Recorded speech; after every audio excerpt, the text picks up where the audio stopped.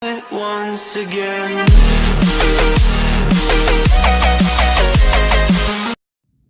Assalamualaikum warahmatullahi wabarakatuh.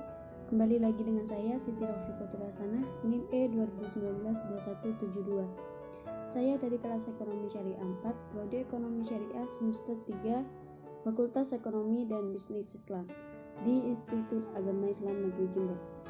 Nah, di sini saya akan menanggapi sebuah video dari dosen saya, yaitu Bapak Dr. Abdul Wadud Nafis, LC MBI, yang mana beliau telah menjelaskan tentang tanggapan kebijakan moneter dalam perspektif ekonomi Islam. Nah, di sini saya akan menjelaskan kembali apa itu tanggapan kebijakan moneter dalam perspektif ekonomi Islam.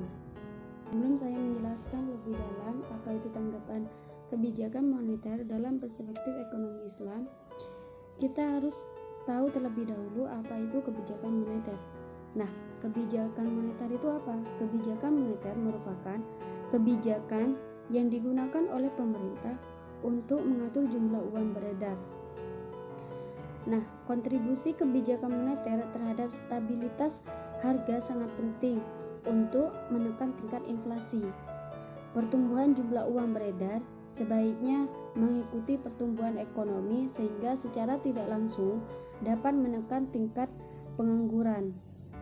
Bank sentral selaku pelaksana kebijakan moneter dapat menjalankan kebijakan baik yang bersifat kuantitatif maupun kualitatif. Nah, di sini saya akan menjelaskan kebijakan moneter itu dapat dibedakan menjadi dua, yaitu yang pertama, kebijakan moneter yang bersifat kuantitatif. Apa maksudnya? Yaitu kebijakan umum yang bertujuan memengaruhi jumlah penawaran uang dan tingkat bunga dalam perekonomian.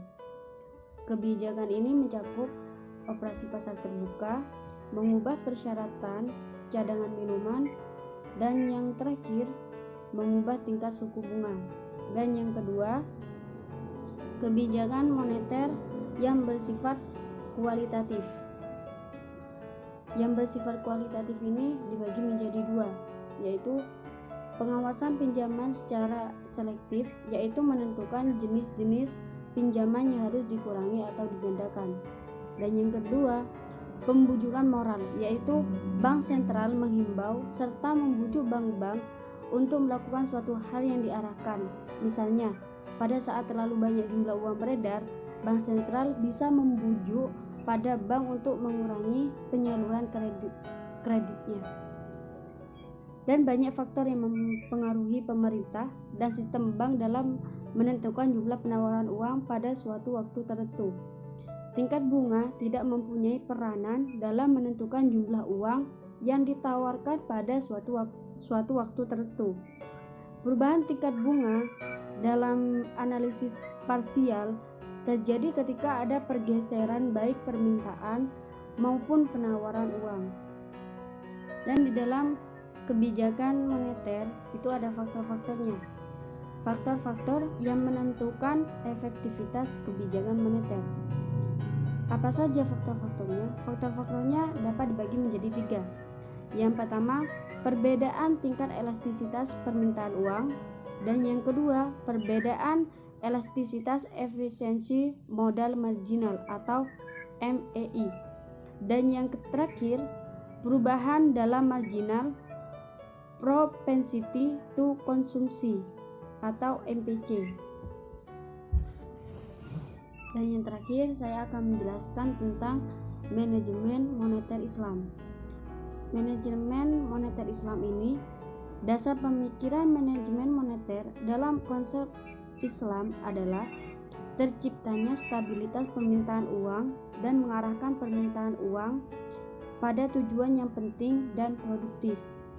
Oleh karena itu, setiap instrumen yang akan mengarahkan pada instabilitas dan pengoleksian sumber data yang tidak produktif akan ditinggalkan. Dan dalam teori Keynes disebutkan bahwa ada permintaan spekulatif terhadap uang pada dasarnya dipengaruhi oleh keberadaan suku bunga atau the theory of liquidity preference. Dan pergerakan suku bunga merupakan refleksi pergerakan permintaan uang untuk spekulatif. Semakin tinggi permintaan, maka semakin rendah tingkat bunga yang berlaku di pasar. Demikian pula sebaliknya.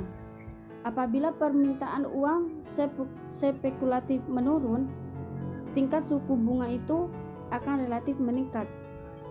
Dan penghapusan suku bunga dan adanya kewajiban pembayaran pajak atas biaya produktif yang menganggur dalam manajemen moneter akan menghilangkan insentif orang untuk memegang uang yang menganggur, sehingga mendorong orang untuk melakukan, yaitu yang pertama qard. Apa itu qard? Qard itu meminjamkan harta kepada orang lain. Dan yang kedua, penjualan muajjal. Dan yang ketiga, mudharabah. Demikian yang bisa saya sampaikan, kurang lebihnya saya mohon maaf. Semoga apa yang saya sampaikan pada hari ini semoga bermanfaat untuk kalian. Kurang lebihnya saya minta maaf. Wassalamualaikum warahmatullahi wabarakatuh.